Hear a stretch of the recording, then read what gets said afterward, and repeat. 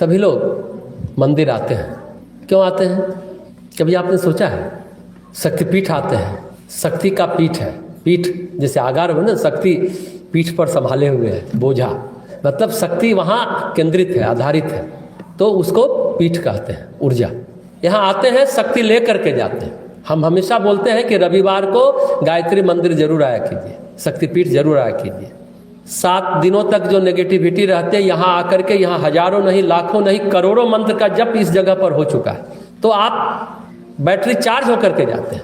आप लाखों आहुतियाँ हो गई, हजारों अभिषेक हो चुका, वातावरण यहाँ दिव्यता पवित्रता का प्रतीक लिए हुए है। यहाँ सिर्फ आके आप 10 मिनट आधा घंटा बैठ जाइए। कुछ लोग हवन किए निकल गए, बहुत चीज़ों से मिस रहते हैं, हड़बड़ करके मत आइए, तब तो मत ही आइए। उससे अच्छा आप बैठ के घर में सोइए या टीवी देखिए, आराम करिए, गप मारिए। यहाँ आइए तो आप सचमुच ऊर्जा लेके जाएंगे और पॉजिटिव एनर्जी लेके जाएंगे, डिवाइन एनर्जी लेकर के जाएंगे। हम लोग हमेशा बोलते हैं, व्यक्ति यहाँ जो आते हैं लोग व्यक्ति बनकर आते हैं और व्यक्तित्व लेकर के जाते हैं, पर्सन बनकर आते हैं, पर्सनालिटी लेकर जाते हैं। ये सूक्ष्म परिवर्तन, रूपांतरण आपके अंदर घटित होगा, आपको पता भी नहीं चलेगा कि हम जब आप 1 साल 2 साल आते रहेंगे तो आप 2 साल पहले के जीवन को देखेंगे और अभी के जीवन को देखेंगे, तब आपको परिवर्तन समझ जाए। तुरंत शायद न दिखे, तुरंत भी दिखेगा, मन अच्छा लग रहा होगा, अच्छी अच्छी बातें करते हैं, अच्छे अच्छे वाक्यों को दोहराते हैं, गाते हैं, खुश रहते हैं। यहाँ की तरंगे जो आप श्वास से ले रहे हैं, इतने वैदिक मंत्रों का उच्चारण यहाँ होता है, तो ऐसे ही दिव्यता प्रखरता यहाँ रहती है। तो आप जरूर आइए, लेकिन हाँ, माँ के दरबार में आ रहे तो शिशु भाव से आइए। हम बड़े ज्ञानी, हम बड़े डॉक्टर, हम बड़े ऑफिसर, तब तो आपको कुछ नहीं मिलने वाला है। चुपचाप भक्ति करने आए हैं तो भक्त बन के करके आइए, साहब बन के मत आइए, पदधारी बन के मत आइए। चुपचाप किसी कोने में बैठ जाइए, तो फिर आना आपका लाभकारी होगा। अभी जैसे पुष्पांजलि होगी तो आप हमेशा बोलते हैं, ईसा मसीह ने भी कहा है ना, प्रभु के राज्य में जो सबसे पीछे रहता है उनको सबसे ज्यादा मिलता है। तुरंत बाहर होड़ करते हैं निकलने का, जल्दी प्रणाम करके भागे। ये सब लोग को समझनी चाहिए इस बात को। जो जितना पीछे है उतना देर माता के नेत्र से नेत्र मिलाएगा। माता तो अनुदान वरदान देने के लिए बैठी है। मूर्ति आप कहेंगे नहीं तो पत्थर की मूर्ति है, नहीं, यहाँ कण कण में परमात्मा विद्यमान है। आप सभी जानते हैं, परमात्मा चेतना है, उनकी तरंगे हैं कण कण में, वो ऊर्जा है। लेकिन मूर्ति में ऊर्जा ज्यादा घनीभूत होती है, सघन होती है। उनके नजदीक बैठने से वो उनकी ऊर्जा आप ले पाएंगे। बोलते हैं भगवान, भग मतलब विभूति, वान मतलब समूह। जो विभूतियों का समुच्चय है, समूह है, आगार है, वो होता है भगवान। जैसे आग के पास बैठते हैं तो गर्मी लगती है, नदी के किनारे जाते हैं ठंड लगती है, अच्छा ठंडक का एहसास होता है। भगवान के समीप बैठिए, विभूतिवान बनेंगे, वो ऊर्जा, वो तरंग आएगी, आप भी दिव्यता को प्राप्त करते चले जाएंगे। तो ये बात है, जितनी दूर रहेंगे नेत्र से नेत्र मिला, वो ऊर्जा आपने ग्रहण की। आगे मार करते हैं मतलब आप वंचित हो रहे हैं कुछ से। और एक चीज, कब लोग मंदिर जाता है? घर में बैठे बैठे टीवी देखते देखते बोर हो रहे हैं, कोई अगल बगल भी नहीं है बात करने वाला, अरे चलो जरा मंदिर हो आते हैं। मतलब अपने समय का सबसे निकृष्टतम जो आपका टाइम है वो आप मंदिर में बिताते हैं, तो भगवान भी वैसा ही वाला आशीर्वाद देगा। अपने लाइफ का प्राइम टाइम आप अगर परमात्मा को मंदिर में भक्ति भाव में, सेवा भाव में देते हैं, तो परमात्मा भी आपको प्राइम आशीर्वाद देगा, वो अनुदान वरदान देगा। परमात्मा का की जो कृपा होगी ना, वो अद्भुत होगी। नहीं, सबसे समय कट नहीं रहा है तो वो आ रहे हैं, तो भगवान भी वही कटने वाला कृपा करेगा। तो अपने जीवन का सबसे बहुमूल्य क्षण निकाल करके परमात्मा के सामीप्य का अनुभव करने के लिए जरूर मंदिर आया कीजिए। ये बात तो मंदिर की हो गई, ये सबके जीवन में होता है। बस भाव को खोल करके प्रार्थना करिए, ध्यान कीजिए, अच्छी अच्छी बातों को सुनिए, उस पर चिंतन मनन कीजिए। देखिए व्यक्तित्व कैसे परिष्कृत होता है, बदलता चला जाता है। तो एक शिष्य था, गुरु के पास गया कि मुझे आप गुरु मंत्र दीजिए। बोले ठीक है, शुभ मुहूर्त में तुमको देंगे। गुरु ने कहा सुबह आ जाना इतने बजे, हम तुमको मंत्र देंगे। क्या हुआ? सुबह हुआ, गुरु ने उस लड़के को, उस बालक को राम राम का मंत्र दिया। तो बालक तुरंत बोलता है कि अरे ये तो मेरे पिताजी भी करते थे, मेरे दादाजी भी करते थे, अरे आप कुछ नया मंत्र दीजिए, कुछ नया चमत्कार दिखाइए, कुछ सिद्धि दिखाइए। फिर गुरु ने उसको एक पत्थर का टुकड़ा दिया, बोला जाओ बाजार में इसको बेच के आओ, पता करो कि इसकी कीमत क्या है।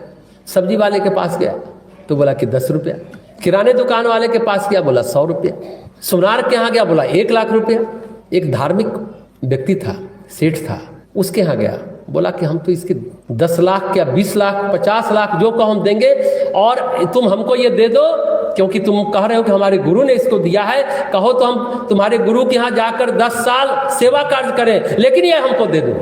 शिष्य को सारी बातें बड़ी अटपटी लगी कि ये क्या हो रहा है, कोई 10 रुपया, कोई 100 रुपया, कोई लाख रुपया, कोई 10 लाख बोल रहा है और कहता है कि हम 10 साल तुम्हारे गुरु के यहाँ काम करेंगे, बस ये मुझे दे दो। वापस जाकर के उसने अपने गुरु को ये बातें बताई, तो गुरु ने कहा कि समझ में आई बात है। उसने तुमको अंत में क्या कहा? उस धार्मिक व्यक्ति ने कहा कि गुरु की दी हुई चीजें बहुत अमूल्य होती है, उसका कोई मोल नहीं होता। ये पत्थर तो और भी कई जगह मिल जाएगा, लेकिन गुरु ने दिया ना। जो मंत्र है वो सभी जानते हैं, गायत्री मंत्र, लेकिन गुरु ने दिया क्या? हम लोग जब गायत्री मंत्र की दीक्षा देते हैं, गुरु देते हैं, हम लोग तो प्रतिनिधि होते हैं। गुरु का तप, गुरु का प्राण, गुरु की ऊर्जा शिष्य में आरोपित की जाती है, लगाए जाते हैं। जैसे कलम लगाते हैं, कलम लगाना समझे, अमरूद का, आम का लगाते हैं। क्वालिटी और क्वांटिटी दोनों की बात होती है। जल्दी फलता है कलम लगाने पर, आम का, अमरूद का फल तुरंत आता है, और क्वालिटी, स्वाद भी होता है, मीठा भी होता है। तो आपके व्यक्तित्व में बदलाव आ जाता है, व्यक्तित्व में बदलाव आता है, क्वालिटी और क्वांटिटी दोनों। आपकी प्रतिभा बढ़ जाती है। दीक्षा देना कलम लगाने जैसा होता है, यानी दक्षता। दीक्षा यानी दक्षता। आज स्किल डेवलपमेंट की बात चारों तरफ होती है। हम दक्ष बने, सिर्फ ज्ञानी बनने से कुछ नहीं होगा। आप कितने कुशल हैं, कितने दक्ष हैं, कितना स्किल आपका डेवलप है, आज दुनिया ये मांगती है। आप कितना बढ़िया क्वेश्चन लिख लेते हैं, उससे नहीं, आप कितने दक्ष हैं किसी काम को करने में। जब आप, इसलिए इंटर्नशिप अब आजकल सभी जगह पढ़ाया जाता, भेजा जाता है बच्चों को बाहर, कि आपने जो सीखा है समाज में उसका एप्लीकेशन क्या है, क्या अप्लाई आप कर पा रहे हैं, ये देखा जाता है बच्चों को।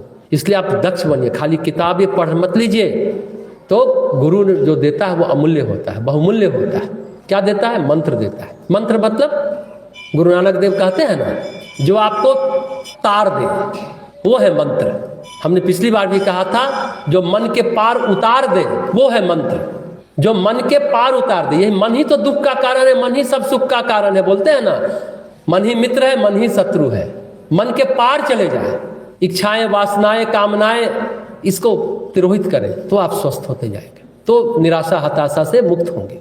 इसलिए मंत्र को इस रूप में जपा कीजिए। मंत्र का अर्थ होता है, मंत्र जो है अर्थ को लेकर चलता है, लेकिन मंत्र में भाव भी भरा होता है। अगर गायत्री मंत्र बोलते हैं, उस प्राण स्वरूप, सुख स्वरूप, दुख नाशक, पाप नाशक, श्रेष्ठ तेजस्वी परमात्मा को हम अपनी अंतरात्मा में धारण करें, वह परमात्मा हमें सन्मार्ग में लेकर के चली। ये भावार्थ है, शब्दार्थ भी नहीं है, भावार्थ है। शब्दार्थ अलग अलग है, 24 अक्षर का, 9 शब्दों का।